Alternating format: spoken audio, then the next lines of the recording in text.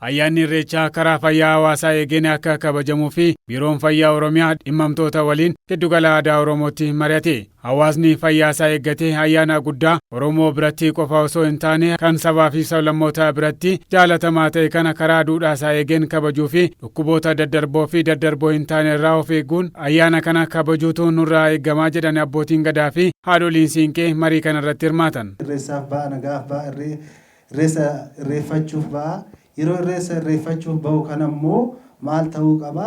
Nagaadhaan irreeffatee fayyaa isaa mirkaneeffatee galuu barbaada.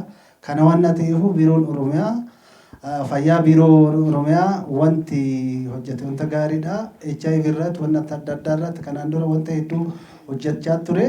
Ammallee immoo wanta akkanaa kana hojjechuun isaa uummata keenyaaf wanta gaariidha. Nullee immoo gahee nurraa bahu hin baana jechuu barbaada. Nama maraaf fayyaan qixxe.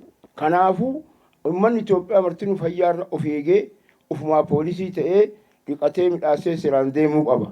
Kanumatti aansuudhaan irreechi kunillee irreecha gammachuu uummata Oromootiif barbaachisaa waan ta'eef uummanni Itoophiyaa illee ayyaaneffatuuf achi irratti illee gahee guddaa baanee fayyaa keenya eeggannee akkuma achiinuu darbe warri dhibee qabullee kiniinii ofii qabatee naamusa itti fayyadamee as dhufee ayyaana kabajjee nagayaan gara qe'ee ofii deebuu qaba. Safuu isaasin iddootti fincaan illee itti dhufe fincaa ulaallatee too kabajaan qulqullina isaa eeggatee akka ayyaana kana kabajamuun godha. Magaalaan Finfinnee magaalaa Bishooftuutti illee warri karaa qulqulleessuullee kan eeggannoo eeguu qaban. Barreen gaddaallee haala gaariidhaan waan uummanni illee fincaan itti fincaa'u dhuguma fincaan yeroo hin qabu nama kulaaltii qabu jira nama dhukkuba garaagaraa qabu jira kan hin dandeenye jira. Akka makiinaa tokko kan fidan tokko hin jira isatti illee kan xaqqamamantu jira barreen gaddaa amma saayaaluma saniin hordofanii nama karaa irratti fincaa'ullee dhoowwanii namni tokko bakka tokkotti hoggaa fincaa'e namni san bakka san nama 4-5 ta'ee hoggaa kan ciisu ta'e dhukkuba guddaadhaan gala manatti. Warra manatti galuu isatti illee immoo dhukkubaan gala. Kanaaf uummanni keenya walii yaannee walumaa sabnee maal hoggaan godhe maal nagaa uumuu qaban waan nagaa duraan dursa fayyaa nu kennedha malee addunyaa nu kenni jedhan addunyaan boodarra. Kan fayyaa caalu hin jiru hoo nagaan jiraate biyyi jiraatti hoo fayyaan jiraate biyyi nagaa ta'a. Kanaaf waaqni isinillee gargaaruun illee hojjennaa galatooma hin jedha. Namoonni kabaja ayyaana irreechaa fi dhufan nyaataa fi dhugaatii fayyadaman irratti of eeggannoo taasisuun murteessaadha waan ta'eef nyaataa fi dhugaatii fayyadamnu qulqulluu ta'uusaa mirkaneeffachuu qabnaa jedhan hoogganaan Biiroo Fayyaa Oromiyaa Dr. Mangistuu Baqqalaan. Gama biraatiin immoo namoonni daldala nyaataa irratti bobba'anis of eeggannoo taasisuu qabus jedhaniiru.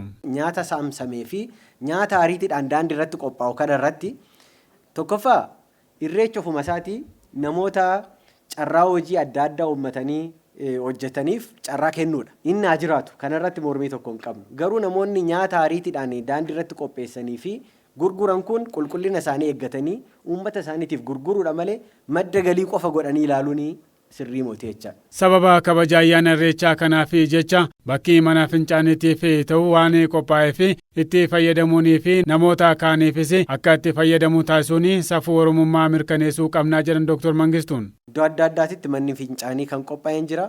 Iddoo tokko tokkotti immoo manni fincaanii qophaa'uu qofa odoo hin ta'e waan xiqqoo bituu dandeenye manneen hoteelota adda addaa maal kana keessatti mana fincaanii fayyadamuu hin dhorkan. Nus kan hojjechaa jirra waan ta'eef iddoowwan akkasii galanii fayyadamuu kabaja ofiitis kabaja uummataatis eeguun baay'ee murteessaadha. Bariisaa magaalli kun maal akka fakkaatu iddoo baay'ee yeroo baay'ee hin argina waan ta'eef dhimmoonni akkanaa Oromoon aadaa isaa kan eeggatu kabaja isaa kan eeggatu eenyummaa isaa kan namaan biraatitti carraatti hin gurguratu waan ta'eef dhimma qulqullinaa kanarratti xiyyeeffannoo addaatiin hojjenne gaarii ta'a kan jedhu kaasuun barbaada.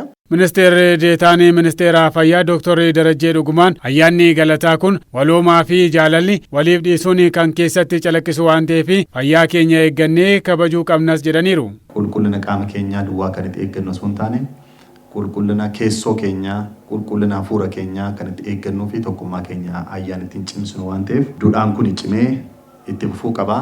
Kana keessatti immoo rakkoon tokko utuu hin mudatiin wal bira dhaabbannee ayyaana keenya kana tasgabboofnee akka ayyaaneffannuuf gahee keenya hundumti keenya seeraan ba'uu akka qabnu asumaan anis kaasuu nan barbaada. Ministeerri Fayyaa hanga ayyaanni irreechaa kabajamee xumuramutti fayyaa hawaasaa eeguu fi qophii gama hundaa xumuruu Dr. Darajjeen ibsaniiru. Ministeerri Fayyaa haga ayyaanni kun xumuramee ba'utti deeggarsa gochuu qabu. Ammas gara fuulduraas cimsine kan itti fufnu ta'a. Ayyaanni kun ayyaana hunda keenyaati gammachuun karaa gaariitiin akka darbuuf hawwiin qabu ibsachaa. Gara fuulduraatti keessumaa abbootiin gadaa haadholeen siinqee immoo barmaatilee boodatti hafoo ta'anii fi fayyaa hawaasa keenyaa miidhan fayyaa dubartoota keenyaa miidhan irratti wal faana hojjechuun barbaachisaadha. Irreessa kana irreessa milkii nuu godhu. Imaltaa nagaan fidi. Imaltaa nagaan fidi. Imaltaa milkaa. Imaltaa milkaa.